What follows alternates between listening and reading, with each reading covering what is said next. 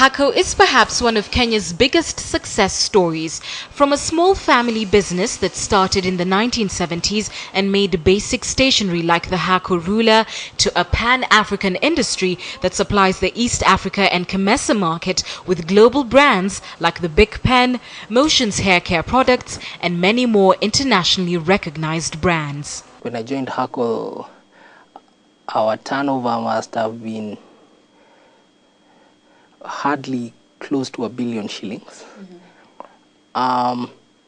Found a company with fantastic opportunity, great brands, great people, great processes.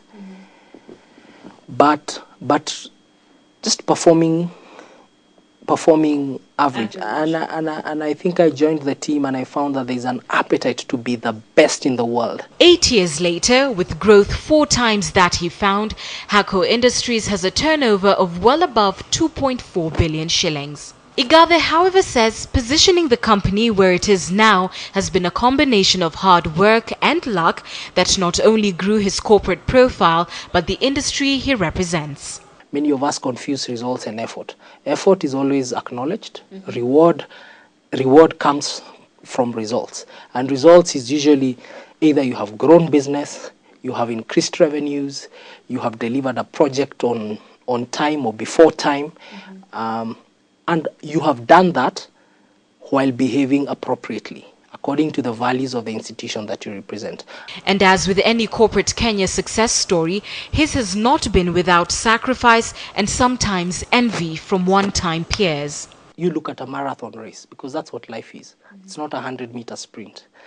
They start as a pack, then the people who are going to be ahead usually leave the rest of the pack, and you end up staying ahead of the pack, if I can use that analogy. You've got to have a focus, and getting that focus means you must have a sacrifice. There are some things you must sacrifice. You can't leave college and continue partying the same way you are partying in college and expect that you'll be ahead of your peers in such a competitive world. When it comes to power, Igathe says like any business, Kenya will only succeed if it has the right human resource in its leadership. You can have the greatest brands, you can have the greatest infrastructure, but if you do not have the people, you really are non-starters. And isn't that the problem with our politics?